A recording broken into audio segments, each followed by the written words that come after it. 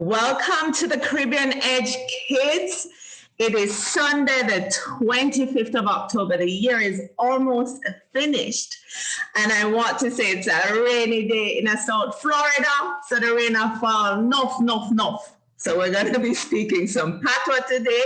We're going to have some story time, and we're going to have aviation time with our very own Avi, all the way from Canada. And we have Jala joining us and Skyler-Faith. I'm going to have them tell you about themselves. So let's start with Jala. Hi, my name is Jala Williams. I am 15 years old, and I'm also a sophomore. And I love to do theater, musical theater. It's something I'm passionate about, and I want to be on Broadway and, everything like that. And I also love helping out with my community, my church community, my town community, and everything like that. So, yeah. Thank you, Jala. And I understand that you love watching videos. You enjoy music as well? Yes, ma'am, I do. I love all types of music, Christian music, pop music, everything like that, and everything. So, yeah. Well, awesome. Welcome to the Caribbean Edge, kids. Avi, tell us about Avi. Welcome to the Caribbean Edge, kids. Hi, I'm a 14-year-old from Victoria, British Columbia. I play competitive traveling basketball for my team.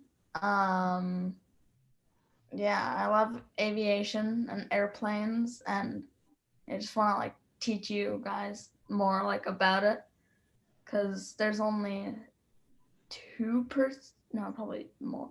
3%. No, 3% of Black pilots right now. So yeah, just to get more out there. There's 92% white, so I'm 5% Latino. So yeah. Well, thank you, Avi. We're so glad that you're raising awareness on aviation and another career choice for young boys and girls. And you have a Jamaica flag in the background. Tell us why you have a Jamaica flag there. Mom is from Spanish Town, and I'm not gonna forget this on live TV, am I? And my dad's from Las Vegas, and my mom's also from California. So I was born in California for 5 years, and then we moved to Victoria. Right. Yeah, and I'll help you out on live TV. So your mom has been on the Caribbean Edge show. Your mom is Dr. Lisa Gunderson, who happens to be my cousin. So she, her parents are from Jamaica. And so you've traveled to Jamaica, and your mom, carries her rich culture and heritage with her and shares it with you, which is very important that we pass down our heritage and culture, which is one of the reasons that we do this show as well. So thank you for joining us. I know there's a time difference and you had to get up early and ready for us today. So thank you for joining us, Avi. And love your name. We have to figure out where that name is from in a little bit as well. So Skyler-Faith, tell us about your name, where you're from, and anything else you want us to know about you. Okay, my name is Skyler-Faith Hanson. I'm from Jamaica, actually. St. Angie, Jamaica. I'm 13 years old. I love the performing arts, which is singing, dancing, and acting. I love participating in church activities and ministering to people, and just performing on a whole is something that I love to do. Well, thank you and welcome. And Skyler was actually in church when she logged into Zoom today. So she's balancing going to church, and then church ended at 1. So she's able to join us today. And she's going to be helping us with some Patwa today as well, seeing that she's one of the experts on the panel today. And of course, we have our very own Aunty Sophie. Hello, kids. Welcome to the Caribbean Edge Kids. Again, I'm excited to be here and I can't wait to hear what you all have to share. Thank you for joining us. Thank you, Aunty Sophie. So my name is Dawn Wilson, and I'm Auntie Dawn for the kids, and I'm your host today. And we're going to start off with Jala reading for us. Jala, take us away. Okay, hello. Hi, everyone. So I'm going to be reading a story that's really close to my heart. It's called Love You Forever, written by Robert Mush and illustrated by Sheila McGrath.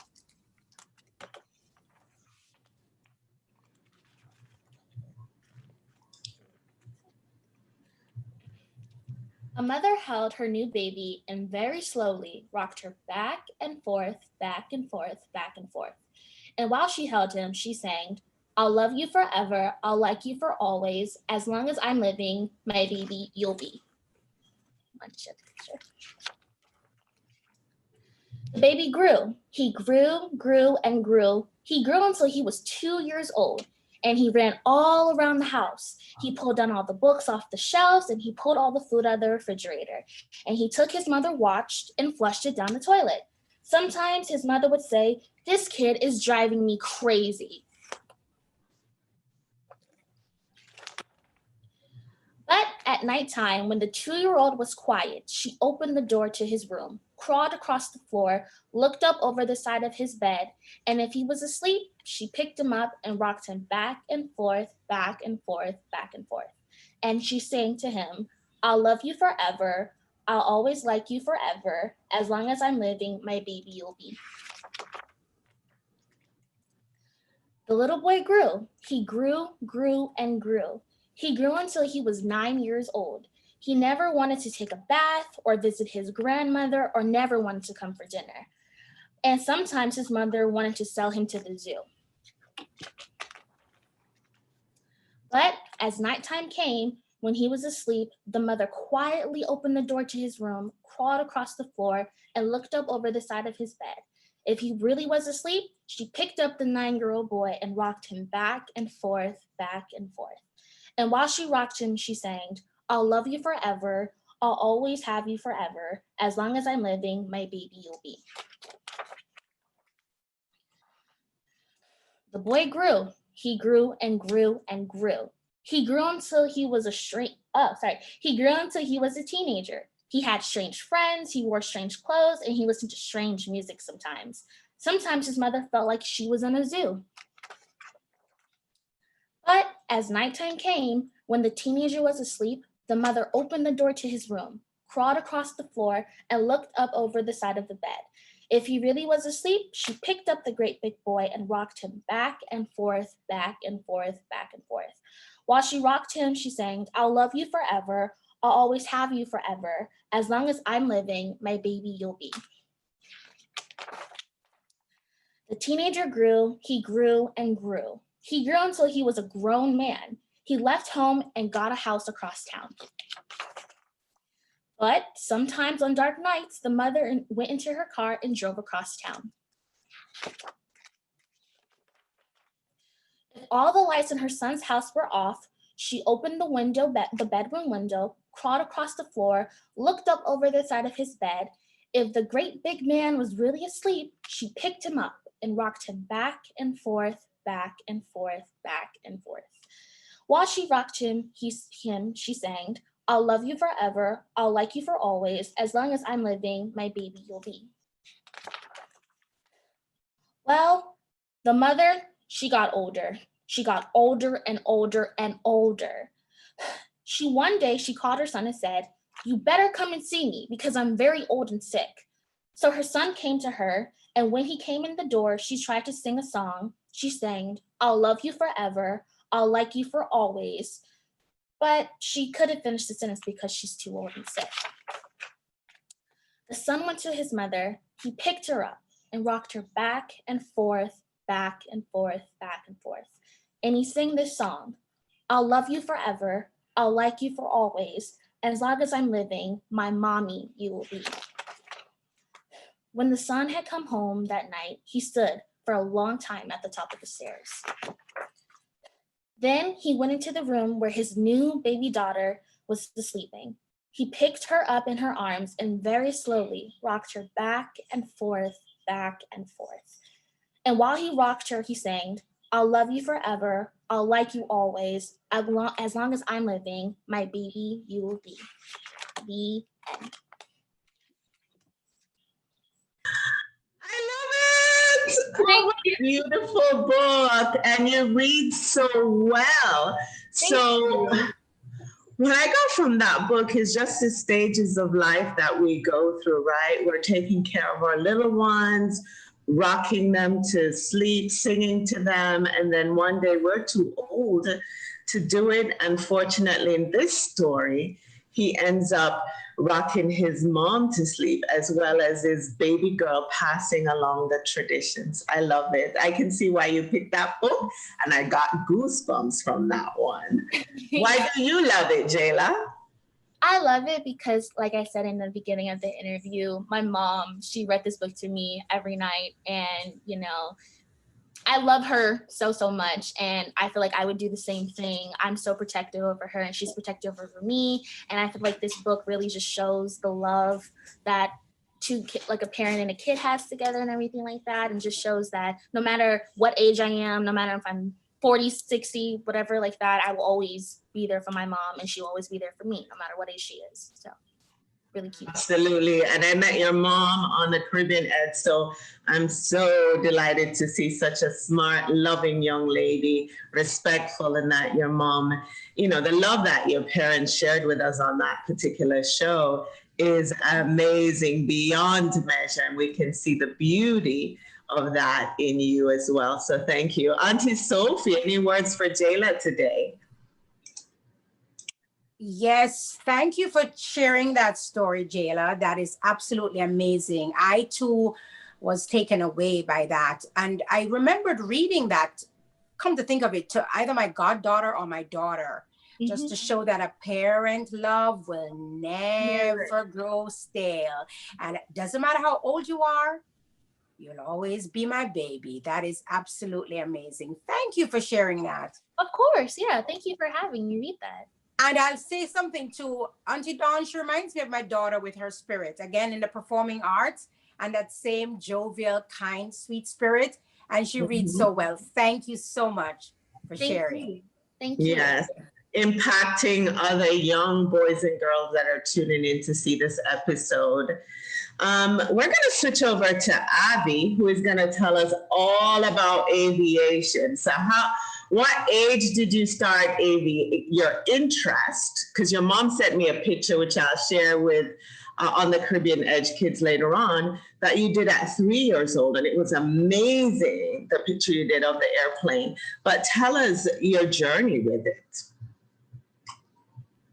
No, I guess it started when I was like 8, maybe. I don't remember my exact age, but we were flying in Alaska Airlines, Boeing 737-200. And and we were landing in Las Vegas to see my grandma. I remember that moment. It was like so cool to see like the plane laying at night with all like the lights and everything from the city. And so, yeah, I remember that one too. And then, yeah, ever since then, I've just been like loving aviation and like stuff like that. Yeah. Well, your face is certainly lighting you up on aviation. So tell us, what's your favorite aircraft? Oh, either the Boeing 737-900ER, which is the longest variant, or the Airbus A320neo. So yeah, I actually have a model here.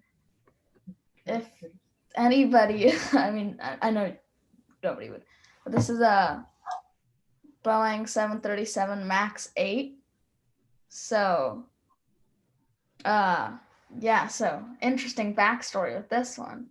So this is the newer version of the MAX. So it is supposed to fly probably like 2022, and there actually might be soon getting ready to let the Boeing 737 MAX 8 fly again.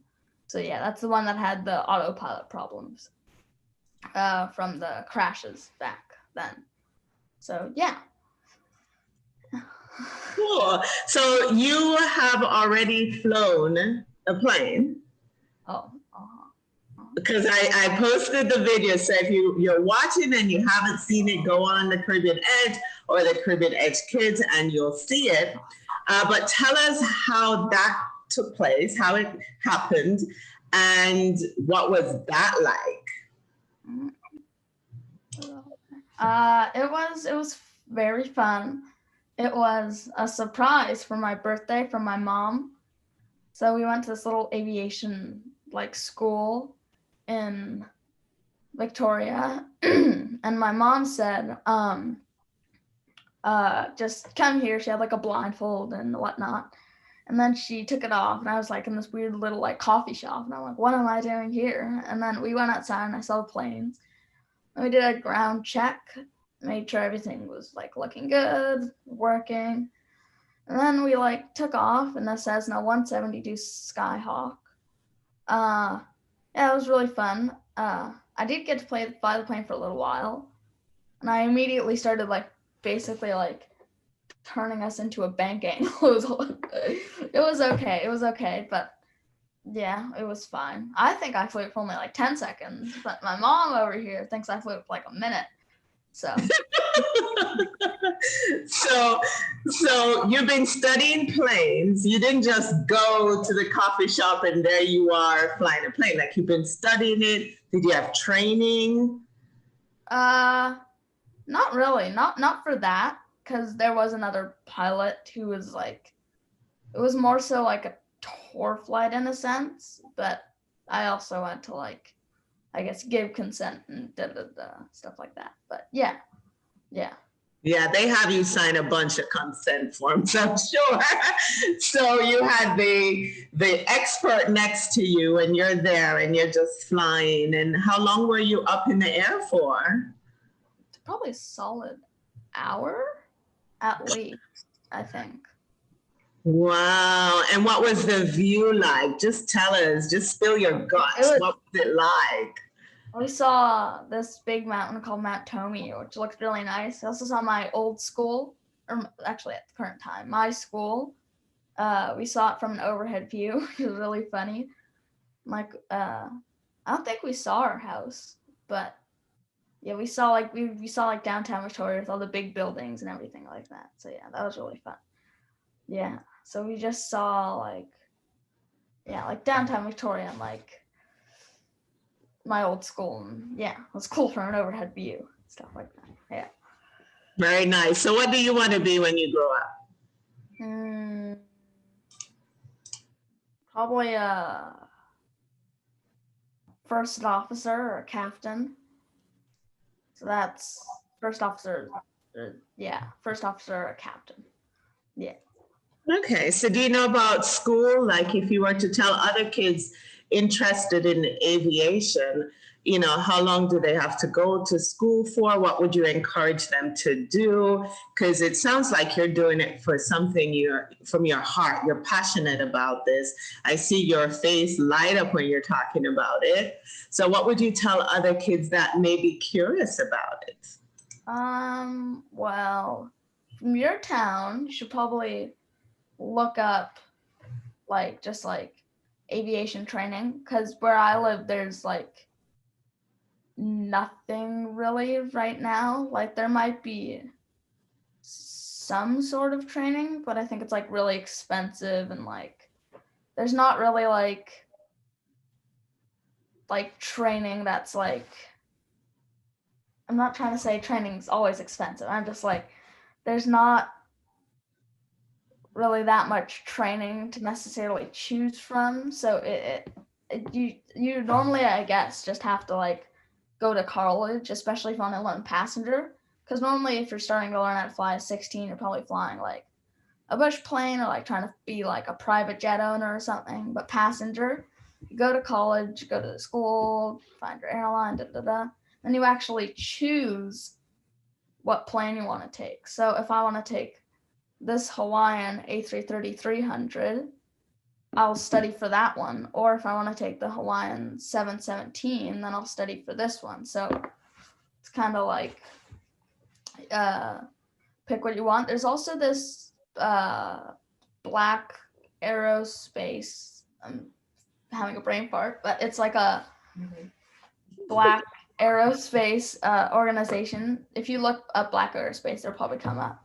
And they happen every 10, that's the East Coast. I mean, that's West Coast for me. So probably like 1:30 your time, like in the morning, or that's not the morning, afternoon, on like Fridays, I believe.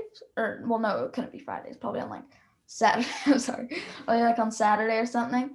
And they're like 3 pilots, and you can like ask them questions. So yeah, I asked this United Airlines pilot what was his favorite 737 variant to fly, and like, yeah, so I encourage you to go on that. And other than that, I don't really know much. I know some colleges, but that's like the brief of a passenger pilot, at least, is what I'm going for. So yeah. Okay, so talk to us about parent support. Let's send a message to parents. Like you said, there's probably 3% of Blacks that consider this field. So it's rare for you. So your parents, I know from a lot of island parents, we say we want our kids to be lawyers, doctors. What would you say about your parents' support for this unusual field that you've ventured into? How has that been? It's been very good. Mom's very supportive. Same with my dad. But but just remember that this isn't like, it's not like, this is like, in a sense, like, I'm not gonna say a doctor, but it's like a helper of the sky, basically, because we're having a shortage for pilots right now. So if we run out of pilots, then in a sense, who's gonna take the doctors and nurses to their location? Who's gonna do that? Who's gonna da da da da? So like, in a sense, if everybody becomes a doctor and there are no pilots, and somebody in Minnesota needs help for something, how are you going to get that person to point A to point B fast enough to help the person if you don't have like a helicopter or some other thing? So that's something to look at. Yeah. So, yeah. Nice Also, way to look at it. Yeah, it's also a very safe job compared to like maybe like a bus driver or something. Airplanes have the lowest crash rate of all vehicles. The last crash happened not that long ago, but the most recent crashes normally are overruns of runway. Everybody's perfectly fine. So that's just a bad call on the pilot's part, just to not say go around. But yeah, I think I answered that. I will certainly fly with you, Avi. So keep loving. I love your passion. And definitely parent support is important. Like Avi says, who is going to get you there safely, especially in an emergency situation. So definitely we need some great pilots out there. So thank you for sharing. We'll get back to you to put some more on that. We're going to skip over to Skyler-Faith and see what she has in store for us today. Okay, so I actually have a story. The title of the story is The Story of Cane Sugar. And you know, in the Caribbean, we eat a lot of, we call it sugar cane, and we have a lot of nuts. And if you're going into Spanish Town, you'll see a lot of sugarcane plants there because we actually manufacture it and make rum and sugar and molasses and those stuff. So yeah. So the story of cane sugar. Munching sugar cane and sipping cane juice are activities familiar to us in the Caribbean. Rows of sugar cane with their tall green fronds can be seen in the rural areas. Leafy green fronds mean young cane, but when the leaves begin to dry and the rich sweetness of the cane fills the air, we know it is time to harvest the cane. The sugar cane has a long history. That is what my grandmother told me. It was grown in India at least 3,000 years ago. She told me that some soldiers of Darius, the Persian emperor, found it when they reached the river Indus in 510 BC and took it back to Persia to grow it there. The Arabs took it to Egypt and later the Moors carried it to southern Spain. She even told me that sugar itself is an Arabic word. I asked her how it reached the Caribbean. Responding with a smile, she told me, in August 1492, Christopher Columbus left his country to find out what the rest of the world was like. First, he stopped at Gomera in the Canary Islands for wine and water. He had planned to stay for 4 days, but then he met and fell in love with Beatrice de Bobaldia, the governor of the island, and so he stayed much longer, but not too much longer, as his dream was to travel to other countries. As he set out to sail, Beatrice gave him a gift of cuttings of sugarcane, which he took with him to the land of the Caribbean. So that's how sugarcane came here, and because of our tropical climate, it flourished. The canes grew, the leaves dried, and the cane was ready for harvesting. My grandmother explained that the first canes were cut down in the fields. They were crushed between heavy rollers to squeeze out the juice, a brown and murky liquid at this stage. To get rid of the impurities, the juice was boiled and boiled again. Finally, sugar was formed. The sugar crystals were taken off using something like a giant spin dryer.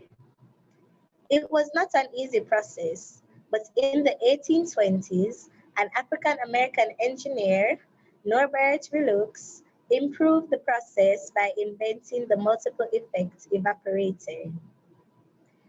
My grandmother let out a long sigh. She then continued the story, telling me that this history of sugar is also a sad one. As sugarcane flourished, more sugar plantations were set up.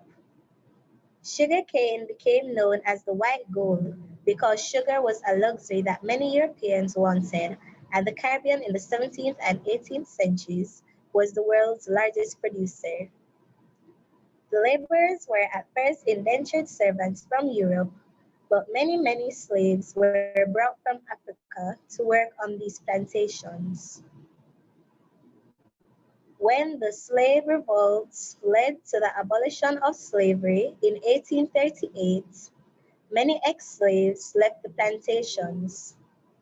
So Indians from India were brought in as indentured servants to work on the plantations. Then my grandmother smiled. Yet, she mused, some good came out of this.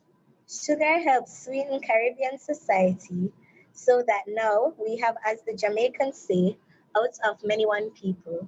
The end. What a beautiful choice. Excellent choice as well, Skyler-Faith. So tell us why you picked that particular lesson to share with us today. I picked that lesson because it speaks mainly of our culture and our history as Jamaicans and Caribbean people, and it also expounded on how sugar was made and the impact that it has on us now. That's why I chose it. Thank you. And a lot of times we don't know what you young kids are going to pick for us to read, but I must say that all the choices are exceptional. We're so glad you picked that today. And as a little girl growing up in Jamaica, I used to love my sugar cane. So it's good to have the history on that. Aunty Sophie, you love sugar cane? Yes, I love sugar cane, and the Jamaicans would say, what they say, sugar stand up. If you say sugar stand up, you know that means sugar cane, because it's sugar cane grows tall up, right? And we consider it a sweet producer of a sweet nectar. So sugar stand up is sugar cane. We all love our sugar cane. Love my sugar cane. We don't get it too much here in America, so now you make me want some sugar cane, Skylar. So thank you so much for that history lesson. And we're gonna switch to a little patois. So I want to know what Avi, who has visited Jamaica, is there any words you know, Avi?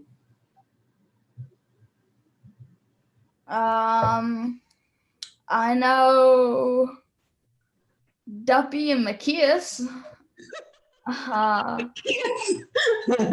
Because mommy said Macias. And Duppy. What is a Duppy? It's a ghost. A ghost. So anyone watching that doesn't know what a Duppy is, it's a ghost. So you would say, see the Duppy there, see Duppy there. So some people say they do see the ghost, the Duppies. So yeah. And I understand you like cornmeal porridge. Yes. Yeah, I love cornmeal porridge and patties and box juice. Okay. Cool. So Skyler-Faith, tell us about your name, and I want to know about Avi's as well. But Skyler-Faith, tell me about your name. My name is actually the original form is actually Scottish, and it's spelled Schuyler, but it's the American spelling is Skyler, and that was the spelling that my mom chose. And my mom likes hyphenated names, so she hyphenated my name and added faith onto it. Beautiful name. So tell us something you would want Jala, who has never been to Jamaica, to know. Say something in Patwa for her. I would say if you were to come to Jamaica, the first thing I would say to you, Magladia Dea, which means I'm glad you're here. You know, I think that Jamaica is a very beautiful country. We as Jamaicans have our own unique personalities. We are more extroverted and we're welcoming to the newcomers, and we love all people and we smile a lot and we're very close to each other, and we will always, be together as one people. As our motto says, out of many one people, we'll always have that to say about ourselves. Thank you so much. A proud Jamaican young lady. Beautiful. So Jala, can you say what she just said? Me glad you're there. Magaladea? Me glad Meglad? you're there. Yodea. Right. So me glad you're there means we're happy you're here. Oh, okay. Magladea.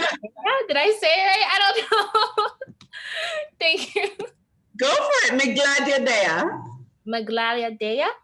Me glad you're there. Magladia. I'm so sorry. She's gonna practice later. I will practice. So Abby, your turn. Me glad you're there. Magladia Dea. That's right. Me glad on the pan Caribbean Edge Kids. So I'm glad you're on the Caribbean Edge Kids. Me glad on the pan the Caribbean Edge Kids. Uno meaning all of you are on the Caribbean Edge Kids. So we're gonna take a break from Patwa and have Aunty Sophie tell us what she has in store. Which book you have for us? Well, of course, it's an Anansi story book. So I imagine that two of our guests will know a little bit about Anansi stories because they have Jamaican parents, correct? But Miss Jala, have you ever heard about Anansi, that mythical creature? No, I have not, but I'm excited. So, all right. Oh, she's such a sweetheart. Very, very accommodating. Thank you. So what I'm going to share is an Anansi story, which is, well, we consider the Anansi stories that we have had in our culture in Jamaica and the Caribbean that has been passed on to us for years. So I'll quickly tell you, since you're new to the stories, and about its origins. Anansi stories originated in West Africa. They were brought to Jamaica and other parts of the New World by Ashanti slaves and were handed down orally through generations. So again, they're told to our people over the years from generation to generation. Anansi exists as a spider, a man, or a combination of the two. Anansi, now, based on the characters we've read over the years, we gather he's not a goody two-shoe hero. He is a greedy, lazy, inventive trickster, cunning and smart to the extreme. So Anansi loves a joke and he loves to eat as well. And when he's not sleeping, he's always up to something. So that sets the premise of what Anansi is all about, right? So now I'm going to go into a story about Anansi. Let's see what he's up to today. Now, before I do that, at the end of an Anansi story, we always end by saying, Jack Mandora, me no choose none, which is a Jamaican term that we use to end the stories to say, whatever the story is, it's just how we deliver it. It has nothing to do with our makings. So we're giving you the authentic story. And at the end, we say, Jack Mandora, me not choose none. Okay? So here we go. The story of how Anansi beat mongoose and snake. Now I'm going to just quickly interject here for our sweet reader, Miss Skyler-Faith, about the sugarcane. Back in the day in the sugarcane fields, we used to have lots of snakes in Jamaica, but they brought mongoose into the island to help eradicate the snake infestation. So the snake and the mongoose was always at a battle. So they have incorporated the story of a snake and mongoose in the Anansi story. So again, snakes used to be in Jamaica, but they brought the mongoose, these little furry animals that killed snakes. You can always research that later. So let's see what Anansi, snake, and the mongoose are up to. It was just after the turning of the age, and Anansi used to live in a tamarind tree behind farmer's land. And behind the tamarind tree up the hill lived that sly mongoose. Now, mongoose loved eggs. There wasn't any other creature in the forest that loved eggs more than mongoose. And every morning, right after cock crowed, mongoose would sneak into farmer's yard and make off with all of farmer's eggs. Well, one morning, Anansi the Spider-Man was out walking. And as he passed near to farmer's fence, he heard a dog barking, growling and barking. So Anansi hurried around a bird pepper tree to see what all the commotion was about. And there was mongoose balancing on top of farmer's fence, and the dog was jumping against the wire fence, trying to shake him down.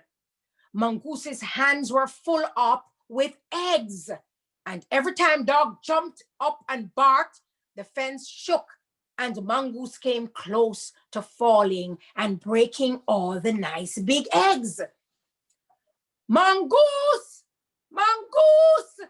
I see dog got you good this time. Anansi called out and laughed, but mongoose was too busy to answer. So the smart boy Anansi saw his opportunity and shouted, "My friend, just drop the eggs and I will catch them safe for you." "Oh yes, and steal them away too," was Mongoose' ungrateful reply. "How is a small creature like me going to carry away so many big eggs?" asked Anansi. "But if you want to give me just one of your eggs for my trouble, We could have a deal. And Nancy could see Mongoose considering the plan. So he started at once to weave a big net. At the same time that he finished the net, Mongoose called out, "All right then, Spider-Man, a bargain. One of my eggs for your help. Catch!" And he tossed the eggs down one by one. And while Dog continued to bark and growl and shake the fence, Anansi caught the eggs with his net. 1, 2, 3, 4, 5, 6, and gently set them on the ground. As soon as the 6th egg was on the ground, Mongoose jumped off the fence and laughed at Dog.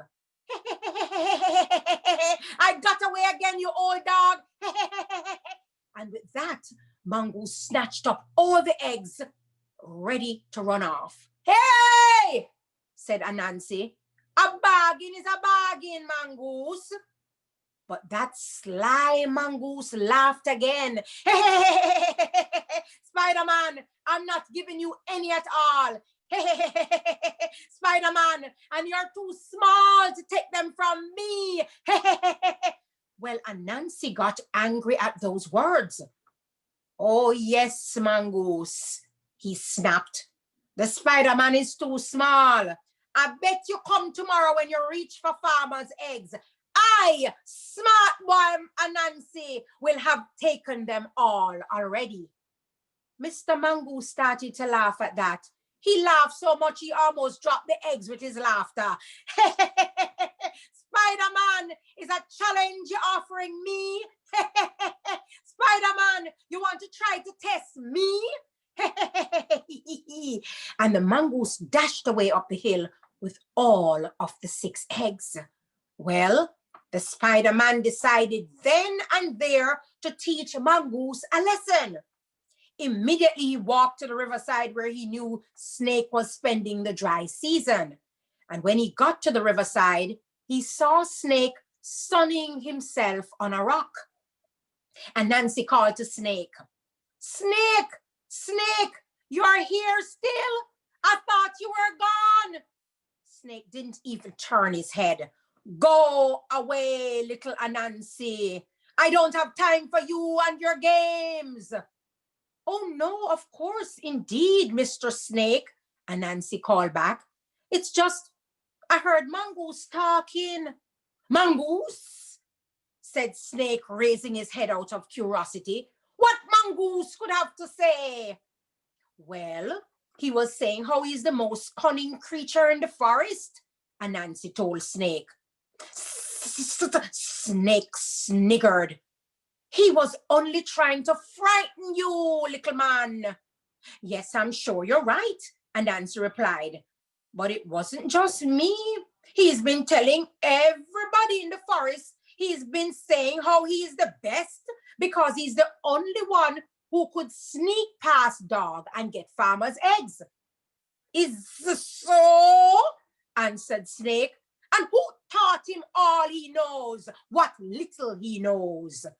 "You, of course," Anansi called out. "But I heard him say how he is the slickest, the slyest, the sneakiest creature to ever cross the earth in all of history." Well, Snake was starting to get vexed now. He uncurled his long tail and then curled it around himself again. The simmering Snake hissed. "He's only just started. He's only just arrived. Who's ever heard about Mongoose? Who's ever written stories about him? Everybody knows about me, Snake. I have been here since time began. I am the first, the slimiest, the slyest, the lowest, the sneakiest, the slickest, the deceitfulest.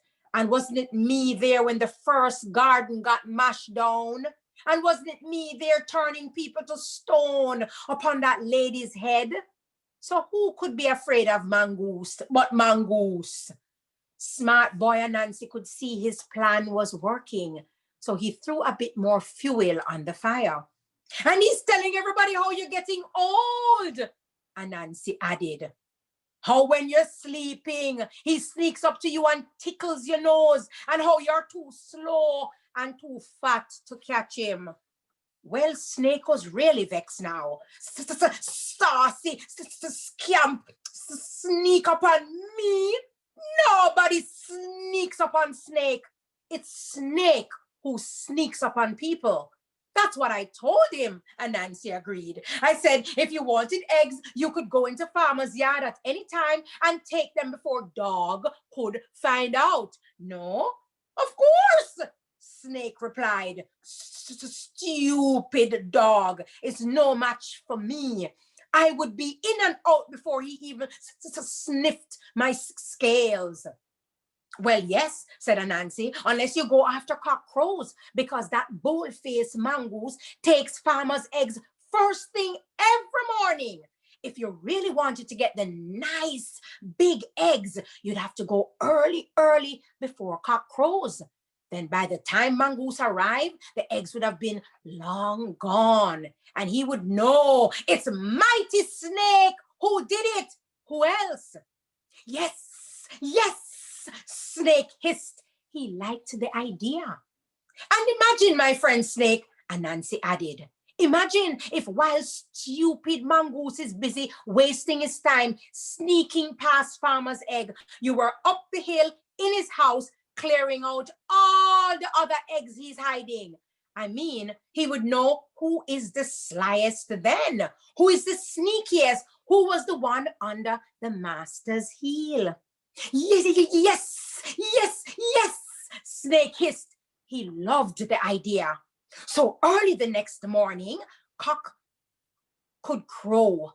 And before he did, the smart boy Anansi pulled up his deck chair and sat under the tamarind tree.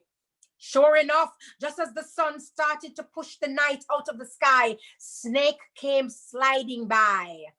Morning, Anansi greeted him, but Snake did not answer. He slid around the bird pepper tree, under the wire fence, past sleeping dog, and into the hen house. One chicken clucked, and Snake was back out of the hen house, past dog, under the wire fence, round the pepper tree, and back to the tamarind tree with a coil full of big brown eggs.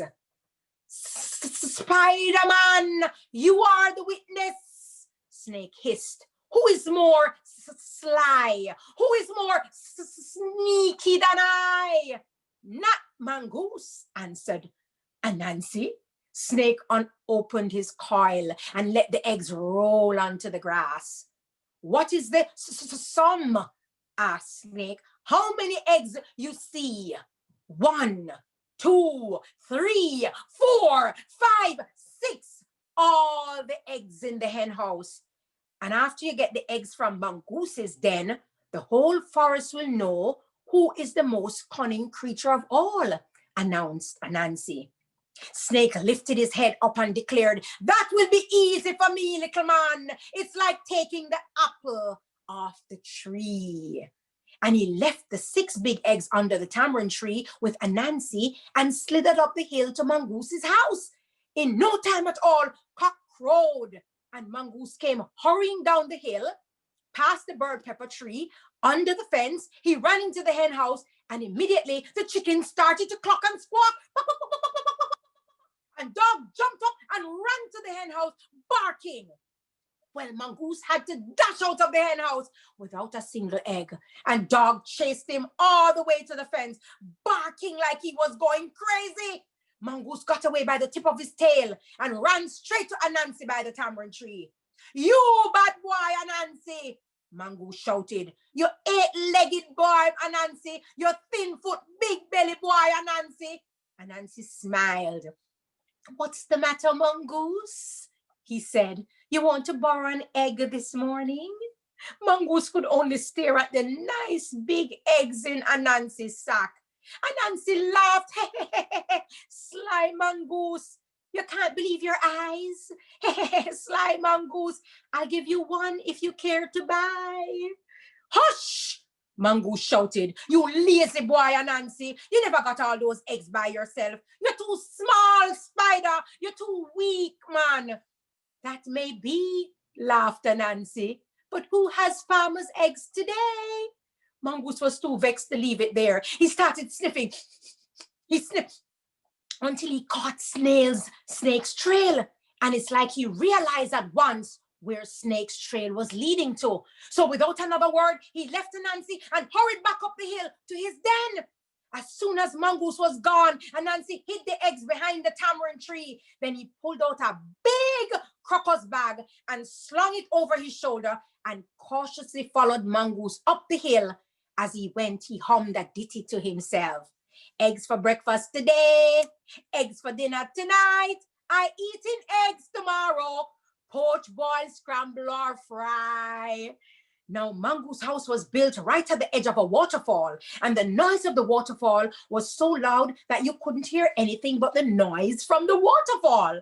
So when Nancy reached Mongoose house, he couldn't hear anything, but he could see Snake sliding around the side of the house, and Mongoose saw him too. Snake stopped and Mongoose stopped. So Anansi stopped too. He watched Mongoose moving slow towards Snake, and Snake slide sideways. Then bopsy by! Mongoose jumped and grabbed Snake's tail, and as Mongoose bit Snake's tail, Snake whipped around and sank two sharp fangs into Mongoose's nose. And the two started to wrestle backward and forward, round and round, rolling over and over. Well, Anansi is not stupid. He saw his chance and he took it. He ran across the muddy yard and into the Mongoose's den. He went straight for Mongoose's kitchen and he started to fill up his sack. He took 2 fat fowls, a bowl of ripe mangoes, a pot full of fish, and in a basket under some dry fig leaves, 6 brown eggs. 1, 2, 3, 4, 5, 6. Then Anansi closed the sack and dragged it to the door. Meanwhile, in the yard, Mongoose and Snake were still fighting, round and round, backward and forward. And Anansi pulled the sack all the way out of the yard, and Mongoose and Snake were still fighting. Mongoose holding Snake's tail, Snake biting Mongoose's nose, around and around and around. Anansi managed to drag the heavy sack all the way back to the tamarind tree, and Mongoose and Snake never even knew. That night, as Anansi added the eggs from Mongoose's den to the 6 eggs from Farmer's yard, he sang, "Eggs for breakfast today, papapayo. Eggs for dinner tonight, papapayo. I will be eating eggs tomorrow, poach, boil, scramble, or fry." Anansi ate fish with chicken and rice for supper that night, and every morning for the next 12 days, he ate egg for breakfast, poached, boiled, scrambled, and fried. And when Anansi saw Mongoose again, he could see the big red bite in his nose and where Snake nearly bit it off. And Snake, well, I heard Snake is still by the riverside nursing his scars from Mongoose's attack on his tail. And from that day till today, Mongoose and Snake is always fighting. But Anansi get away with another trick. Jack Mandora, me no choose none. The end. Thank you, Auntie Sophie. I don't know what it is about you and Nancy's stories, and you are a perfect storyteller because you just captivate me and bring me back to memory lane. And also for the stories that I don't know, you just bring them to life. So what do you guys have to say about that? Did you guys enjoy it? I loved it. I was into it. I was like, oh. How about you, Skyler-Faith? I actually enjoyed it. It's actually raining down here, so it's hard to hear. But yeah, I really enjoyed it. Thank you. Abby, you're probably gonna have mommy pull out them Anansi books, right? Yeah, it was really good. I like how it wasn't like a story where it's like, and the mongoose does this, blah, blah, blah, and then there's a snake. It made sense the whole way through. So, like, you could follow it. And Yeah. it had, like, a moral. It wasn't just like, oh, and the mongoose fights a snake and there's nothing. But, like, it made sense. And, like, had a moral, and it was a good story to pick. Yeah. Aunty Sophie is really expressive, so she just pulls you in. So for the parents out there, Aunty Sophie, you raised the bar. How are we going to read stories like you? So thank you so much, Aunty Sophie. Always a pleasure to share culture and heritage, especially to someone like Jala, who is so interested in knowing it. And for those of us that have Caribbean children overseas, just for them to know a lot more about our culture and heritage is significant and so important that we have these stories so that they carry on for future generations. So we're going to switch to a little bit of Patwa. One of the things that is so current for us is telling people that they need to wear their mask, or reminding them they need to wear their mask. So, Jala, you know I'm going to challenge you on this one. This is how, and Avi as well, this is how we would say, wear your mask. You must wear your mask. Oh, no, wearing a mask, no? Meaning, please wear your mask. Oh, no, wearing a mask. So let's hear you say that. Oh, no, wearing a mask. Or you could say, man, wear your mask, man. Wait, what am I supposed to say? Wear your mask. Can you repeat it again? Wear your mask. It comes from deep inside. We're very expressive when we say it. So wear your mask. Wear your mask. Wear your mask. Abby, how about you? I'm sorry. Wear your mask. Wear your mask, no man. Wear your mask, no man. See? So a lot of practice is going to happen in the home today, right? One of the things we like to say as well is everything is Irie. So everything Irie. Everything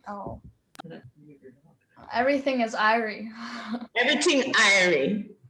Irie. Everything Irie. Everything Irie. Everything Irie. See it there? That means you got it. See it there? Yes. Everything Irie. You just say it with a lot of oomph and you're good. Everything Irie. So one of the things we want to do is thank the viewers for tuning in today. So we're going to have you say that in Patwa. So Skylar, we're not leaving you out.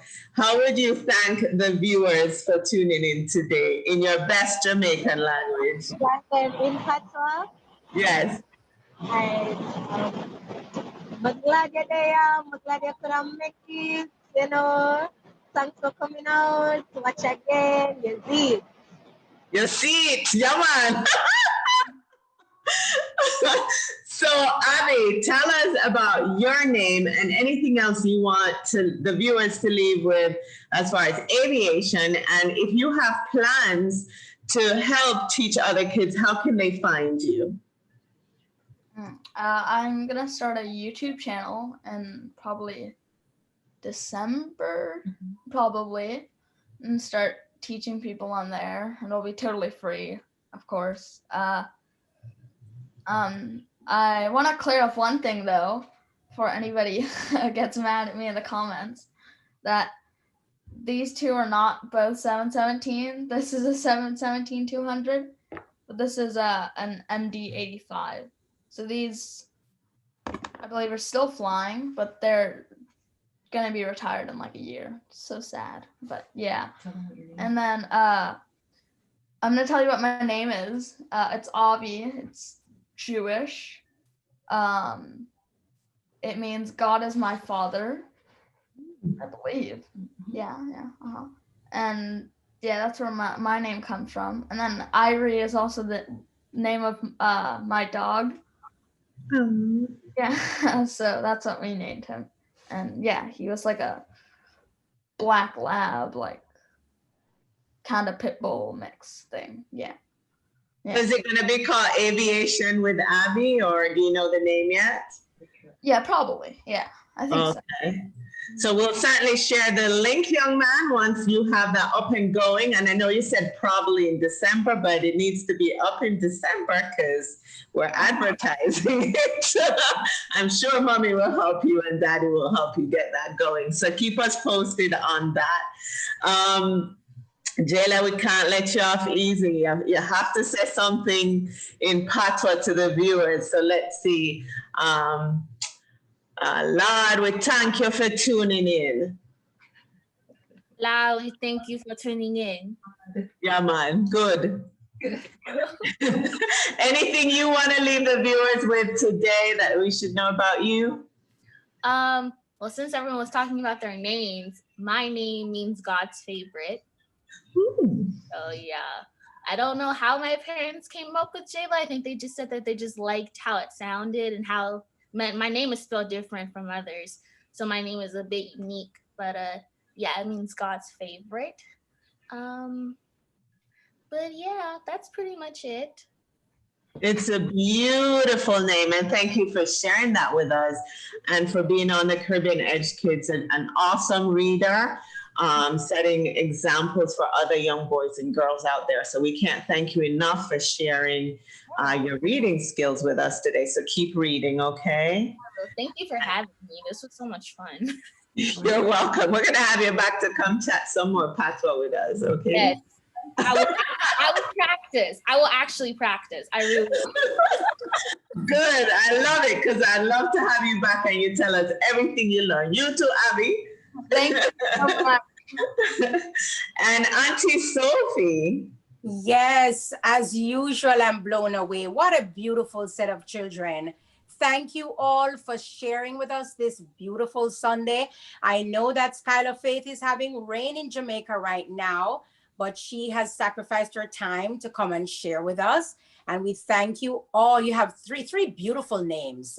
Three beautiful names, three beautiful children. Thank you, 13, 14, and 15. Look at that. Prime of your teenage life. And here we are taking you away from your what do you call these? Your gadgets. But thank you for sharing with us. We appreciate you. Keep reading. Avi, we wish you all the best in your pursuit of aviation. And we're looking forward to someday saying, I know that pilot. Thank you. He was on our show. God bless you all. Keep reading. Thank you for sharing. And we like to say, behave yourself now and walk good. Thank you.